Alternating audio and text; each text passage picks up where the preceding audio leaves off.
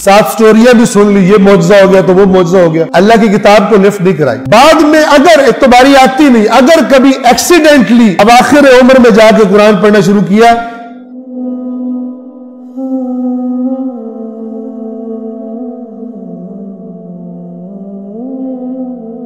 سن سنا کے ادھر ادھر سے دین کے افکار بنا لیے، پریکٹسز بنا لیے، اور ان کو بالکل صحیح پریکٹس سمجھتا ہے، یہ میں ہر روز کرتا ہوں، یہ میں ہر ہفتے کرتا ہوں، فلان کرتا ہوں، دیکھا دکھائی سنی سنائی کر لیے، 7 سٹوریاں بھی سن لی، یہ معجزہ ہو گیا تو وہ معجزہ ہو گیا، اللہ کی کتاب کو لفٹ نہیں کرائی۔ بعد میں اگر اعتباری آتی نہیں، اگر کبھی ایکسیڈنٹلی اواخر عمر میں جا کے قرآن پڑھنا شروع کیا تو پرابلم شروع ہوگی، یہ اس میں کیا لکھا ہوا ہے؟ اس لیے ہمیں ٹھنڈا ٹیکا لگایا گیا ہے، اس کو سمجھ کے پڑھنے کی ضرورت ہی نہیں ہے، بغیر سمجھے پڑھتے رہو، ثواب لیتے رہو، کوئی ٹینشن لینے کی ضرورت نہیں ہے، یہ رائج کر دیا گیا۔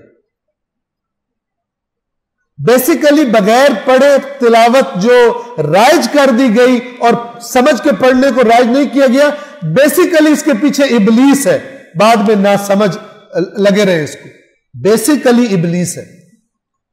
ائمہ نے جو فرمایا ہے نا، اور اللہ کے نبی نے فرمایا، اس سورت کو پڑھنے کا اتنا ثواب ہے، ہرگز مطلب نہیں ہے کہ بغیر سمجھے پڑھنے کا ثواب۔ انہوں نے وہ عربی بول رہے تھے، سننے والے بھی عرب سمجھنے والے بیٹھے تھے، کسی کے ذہن میں یہ نہیں تھا کہ اس سے مراد یہ ہے کہ بغیر سمجھے پڑھنے کا ثواب ملے گا۔ یہ ہماری غریبوں کی اپنی محنت ہے، سستوں کی، جن کو دل نہیں کرتا کہ اللہ کی بات کو جانے سمجھے کہ کیا لکھا ہو۔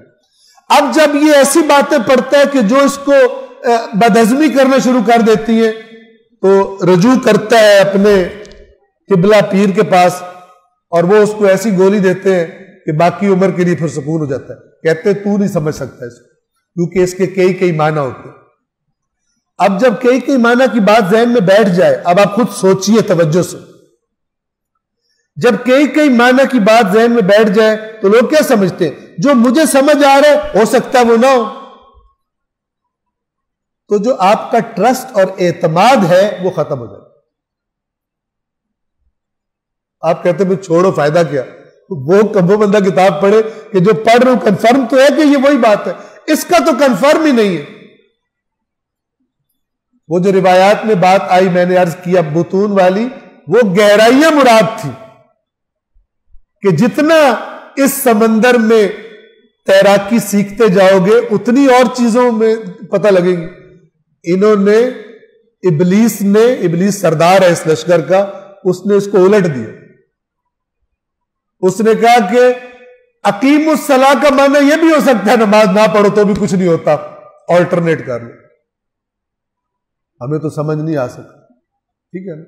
یہ جو ذہنوں میں بٹھایا گیا، اس کے بعد چونکہ پھر قرآن قابل اعتماد چیز ہی نہیں ہے، پھر اچھا کام کیا ہے؟ عربی پڑھو، سمجھنے نہ سمجھنے کی بحث ہی ختم ہو جائے گی۔ عربی پڑھو، ثواب لو، برکتیں لو، اور یہ کرو وہ کرو، ختم قرآن کراؤ اور موجیں کرو۔ اس پورے شیطانی چکر کو سمجھے آپ، تب آپ کو اندازہ ہوگا کیوں اللہ نے قرآن میں فرمایا قیامت کے دن ہمارا رسول کہے گا میری قوم نے اے پروردگار اس قرآن کو چھوڑ دیا۔ حالانکہ ختم قرآن ہو رہے ہیں، اور ماہ رمضان میں تو خاص طور پہ اور ہی رنگ ہوتا ہے، لیکن اللہ نے خبردار کرنے کے لیے اپنے قرآن میں یہ بتا دیا ہے، آئندہ کی خبر دے دی ہے کہ اس شکایت سے بچ جاؤ، یہ ہونی ہے، ضرور ہونی ہے۔ اور یہ شکایت کے لفظ بتا رہے ہیں کہ اکثریت مراد ہے، میری قوم میں، ٹھیک ہے نا؟ اگر کم ہو نا پھر یہ نہیں کہا جاتا میری قوم میں، پھر کہا جاتا ہے میری قوم کے کچھ افراد میں۔ یہاں پر کم از کم اکثریت مراد۔